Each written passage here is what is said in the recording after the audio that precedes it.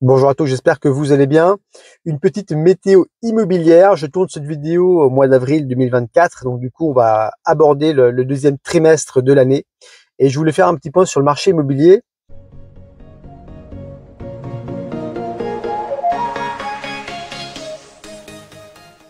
Alors on entend aujourd'hui pas mal d'informations sur le fait que le marché immobilier repart.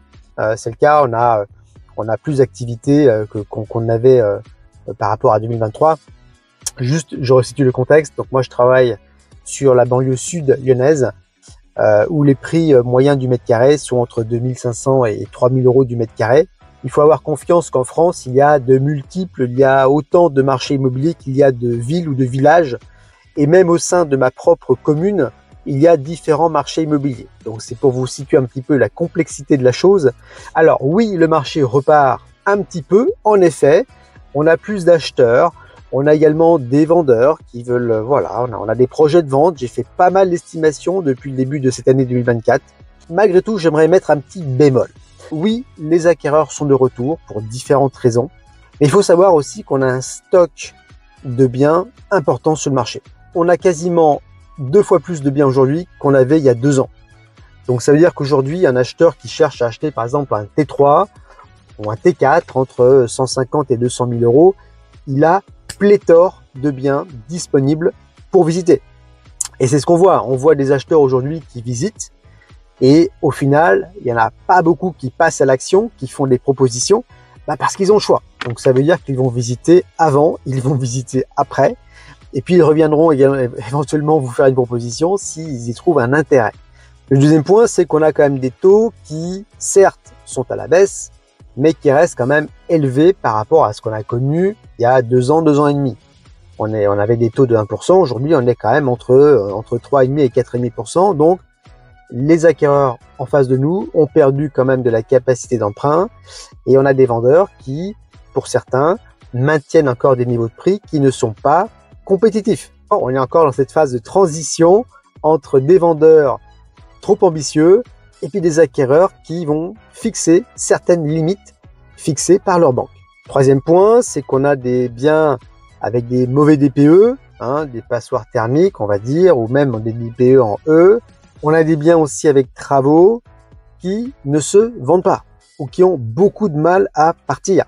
Et les vendeurs sur ces biens doivent faire des décotes assez importantes, 20%, 30%. Aujourd'hui, ce qui est un petit peu trompeur, c'est que les biens finalement qui se vendent actuellement, ce sont des biens en bon état, des petites surfaces, forcément sur des budgets plus attractifs, où il n'y a pas trop de travaux à faire, où les DPE sont bons. Ces biens-là sont demandés en priorité.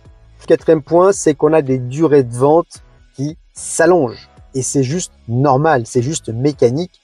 Aujourd'hui, sur mon marché, on peut rester 2, 3, peut-être même 4 mois avant de trouver un acheteur. Et encore une fois, sur des biens qui nécessitent peut-être certains travaux, des biens un petit peu atypiques, un petit peu hors normes, qui sortent de la cible, ces biens-là vont mettre plus de temps à se vendre. Et quelquefois, vous devrez effectivement faire des baisses de prix pour accélérer la vente. Des négociations, on en a. Effectivement, on a des acheteurs aujourd'hui, comme je l'ai déjà exprimé, qui sont complètement décomplexés, qui vont pas hésiter à faire des négociations assez agressives, assez fortes. Un autre point, c'est qu'on a des taux d'intérêt bancaire qui baissent aujourd'hui. Je pense que vous connaissez l'expression « on ne ramasse pas un couteau qui tombe ».